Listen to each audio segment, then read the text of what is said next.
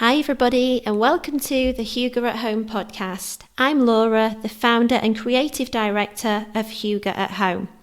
In today's episode, we're diving into one of my favourite topics, understanding the meaning of hygge and how different people experience it. We also have our first guest, Fiona McKinna, who lives in Norway, and she's coming on today to tell us all about living a Nordic life. At its core, hygge is about cultivating coziness, comfort and joy through savouring the simple pleasures in life. It's a feeling of contentment that comes from the little things. Even the Little Book of Hygge has the Danish way to live well in its title. I absolutely love this book. This is really what started my journey, and the beginning of the book just really sums up what hygge is in a really easy way to understand it, because obviously the word hygge, people don't know how to pronounce it, how to spell it, to get the Y's and the G's in the correct place. Obviously, I made the trailer for the podcast all about this. But spelling and pronouncing hygge is actually the easy part. Meik Wiking in the Little Book of Hygge says, explaining exactly what it is, that's the tricky part. Hygge has been called everything from the art of creating intimacy, coziness of the soul, and the absence of annoyance, to taking pleasure from the presence of soothing things, cozy togetherness, and then he says it's his personal favourite, cocoa by candlelight. I think that's my absolute favourite too. He goes on to say, hygge is about an atmosphere and an experience rather than about physical things. It is about being with the people we love, a feeling of home, a feeling that we are safe, that we are shielded from the world, and allow us ourselves to let our guard down. You may be having an endless conversation about the small or big things in life, or just be comfortable in each other's silent company, or simply just be by yourself enjoying a cup of tea. He goes on to say, one December, just before Christmas, I was spending the weekend with some friends at an old cabin. The shortest day of the year was brightened by the blanket of snow covering the surrounding landscape. When the sun set, around 4 p.m, we would not see it again for 17 hours, and we headed inside to get the fire going. We were all tired after hiking and were half asleep, sitting in a semicircle around the fireplace in the cabin, wearing big jumpers and woolen socks. The only sounds you could hear were the stew boiling, the spark from the fireplace, and someone having a sip of their mulled wine. Then one of my friends broke the silence. Could this be any more hygge? He asked rhetorically. Yes, one of the girls said after a moment, if there was a storm raging outside. We all nodded. I think that absolutely sums it up perfectly. Hygge is built into Danish life. It's embedded in the Danish language, design principles, social interactions and daily rituals. Candles illuminate the long winters, bakeries fill the air with scents of cinnamon and cardamom, families gather around the fireplace. Though hygge is a distinctly Danish concept, its principles are universal, and we all crave those cosy feelings of belonging. No matter where we live, we can embrace hygge in small ways, like lighting candles, baking comforting treats, getting cozy with loved ones. I find that hygge makes even ordinary moments feel a little magical. So I'm really excited today to be collaborating with Fiona McKinna, the founder of Living a Nordic Life. She helps people to live a simpler, cozier and more intentional life the Nordic way. Fiona lives in southern Norway with her Norwegian partner, their 3 children and numerous animals, living a life that embraces Nordic living in aspect from being out in nature, living more sustainably and welcoming healthy Nordic habits. Hello, I'm Fiona McKinna of Living a Nordic Life. I was really excited when Laura said she was launching a podcast, and especially when she asked me if I would guest podcast on it. How could I say no? Laura talks about hygge, as you know, and some unhygge, which I love, because let's face it, life is not all about hot chocolate and autumn leaves, is it? As much as we would like it to be. But what she talks about is also complementary to what I talk about on my own podcast. My podcast and blog, Living a Nordic Life, is all about Nordic living. And so often we think of hygge and its Danish origins and living a little bit more Nordically as the same thing. Because they're from the same area, aren't they? So why would they not be the same? But they're not. And I love it that Laura is exploring these slightly different parts of life in the Nordics. And that's what I'm here to talk to you about. A little bit about life in the Nordics. I live in Norway, and although I'm English, you can probably guess that from my accent, and I've lived here in southeastern Norway for many years. So I have a good understanding of all things Nordic, but naturally lean towards Norway, my home, and Sweden, which is our next door neighbour, simply because this is where I am. Hygge, for a start, is something that originated in Denmark, and Nordic living is a part of everyday life in the whole of the Nordics, all the Nordic countries. But it is hygge as well. Of course, we have something similar here in Norway, but we call it kos. It means coziness, but it's not quite so well known as hygge. Hygge's got, some really good PR, hasn't it? Kos, maybe not quite so much. But let's take a look at Nordic living and how we live a Nordic life, because this is all about the differences and similarities between hygge and Nordic living. Nordic living as a whole can be a bit harder, I have to say. It's quite difficult, if you're coming from another country into this. It's, it can be a little bit of a shock. It's less comfortable than hygge. It's less about getting cosy and more about getting out of your comfort zone for the long-term benefit of yourself, those around you and the world in general. Gosh, that sounds rather grand, doesn't it? And that might put you off, I have to say, because it feels really big, doesn't it? But it doesn't need to be, because it actually starts small and it starts with ourselves.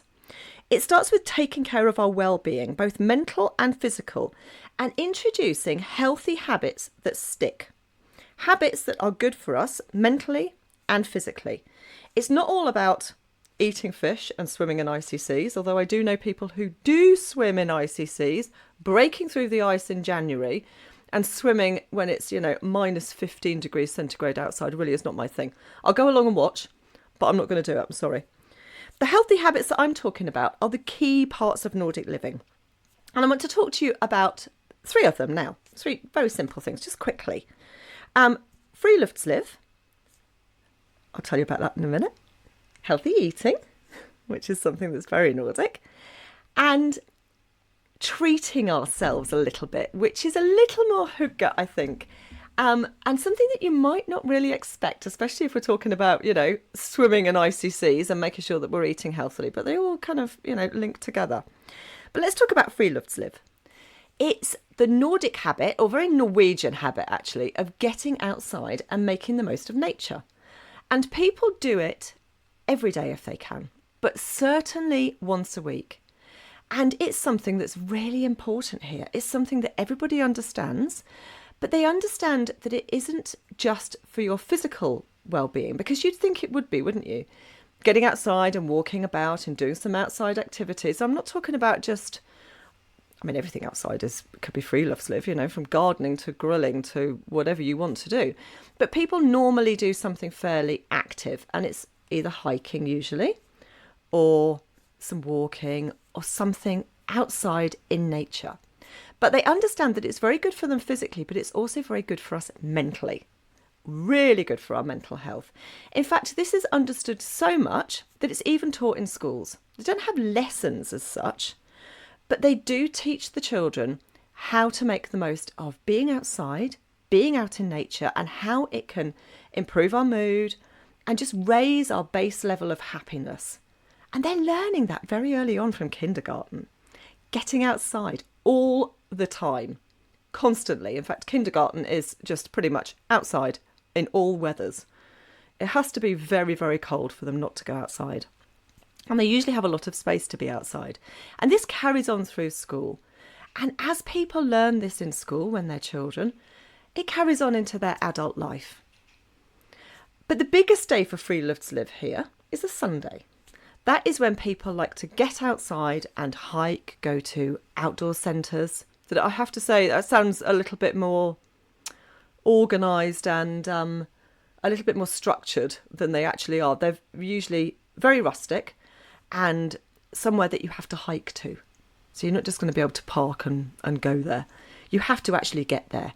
Cabins selling waffles and coffee and things like that are open on Sunday afternoons because that's when they know people are going to be out making the most of the outdoors.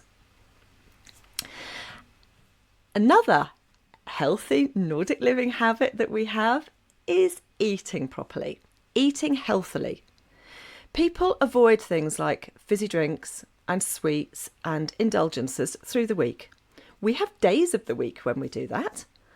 One of those might be a Wednesday, Lilla Lördag we call it, Little Saturday. And then Saturday itself, when people will go out and they'll buy candy to treat themselves. But all the rest of the time, we are eating as healthily as possible. A lot of fruit and vegetables, things with as few ingredients in as possible. So think about whole foods and things that are fresh rather than things that are processed. People tend to shy away from things like that. A fair amount of meat is eaten, I have to say. I think we tend to think of Nordic eating as being something that includes a lot of fish, and it does. But certainly in my region, there's an awful lot of pork eaten. But people don't worry too much about the fat content of these things. These are healthy fats that are okay to have. We don't want things that are processed a lot. But also seasonal eating, that's very important, and that's celebrated a lot here with special days that are dedicated to a celebration of a certain food, like Fårikål Day. Fårikål is Norway's national dish, and it's a stew of lamb and cabbage, and it's very, very simple. It's literally just 5 ingredients, and one of those includes water, and it's cooked for a very long time, but it's meltingly delicious, and it's celebrated at the end of September when lamb and cabbage are both at their best. All the cabbages are being harvested then a few days before, quite literally. And it's a celebration, of seasonal food. And that happens a lot. So people are very aware of when things are at their best. And that's when we get the most nutrients and the most vitamins into our bodies from these things that are only just harvested. And the next thing I want to talk to you about is indulgences. Now, this is something that was a little bit of a shock to me when I first moved to Norway, because I was so used to kind of worrying about calories and, oh, you mustn't eat this and you mustn't eat that. And there was no particular day for when you would treat yourself. And we were just made to feel guilty all the time. I think you could probably relate to that. It doesn't really happen here. It's a good habit to have. You want to indulge yourself. It's good for our mental health, and it's taken very seriously and without guilt. That's something that's very important. When we have family parties, which we do quite a lot, there will be an awful lot of cakes, sometimes up to 10 cakes, and everybody has a bit of everything, and nobody mentions calories at all. Nobody's worrying about that, because on this day we're going to indulge ourselves and we're going to enjoy ourselves, and that is good for our mental health. We can worry about, getting outside and getting some free Luftslif and focusing on healthy eating for the rest of the week. But on this day, we're going to treat ourselves. And that indulgence without guilt was a huge eye-opener to me. And it was something that really got me looking at Nordic living even more closely. And it's something that we do all the time. I've got 3 kids and of course they want to have sweets, but we have special days for that. It's either a Wednesday sometimes or pretty much always a Saturday. And because they're only having things like that on those couple of days, they tend not to eat quite so much. But we do it without guilt. It's good for their mental health. So as you can see, Nordic living and Hygge have some shared aspects, don't they? But there are also lots of things that are very different. Hygge is all about what makes you feel comfortable or happy or cosy, and it really can be whatever you want it to be. But for many outdoorsy types in the Nordics, their Hygge would be camping outside in the winter, or climbing to the top of a mountain. For others, it's lighting the fire for the first time in the autumn. I like doing that. Or enjoying some fredagskos. That's treating yourself on a Friday coziness. But for me, it's the simple Nordic life that my family and I lead. It's the intentional way of living that I would never have adopted had I not moved to Norway. But it's also about the hygge parts of living in the Nordics, like these cosy Friday evenings, simple weekends, and getting out into the wild or going to a farmer's market, and time centred around home and family life. Thank you for listening. So there we go. Thank you so much, Fiona. That was absolutely wonderful. There's so much to take away from what Fiona has taught us about living a Nordic life and so much to learn from it. We're going to carry on the conversation across on the Hygge at Home Facebook group, so please come and join our lovely friendly group. Also, Fiona has a Facebook group called Living a Nordic Life Wherever You Are, which is absolutely wonderful, and also her podcast Living a Nordic Life, where you can find out more about life in the Nordics. I will share a link to both in the Hygge at Home Facebook group. Be sure to visit hyggeathome.co.uk to see our latest Hygge gift and self-care boxes, candles and natural skincare products, all made here in the Hygge at Home cabin. You can also sign up to the newsletter via the Hygge at Home website, where you will receive the weekly blog, hints, tips, inspiration, stories and special offers on the body, mind and home products. In 2 weeks, we have a very special guest from the interior design industry, giving us hints and tips about the latest home decor trends and how to get our homes ready for the autumn and winter seasons. Don't forget to follow the podcast to keep up to date with new episodes. Have a great couple of weeks, everybody. Bye for now.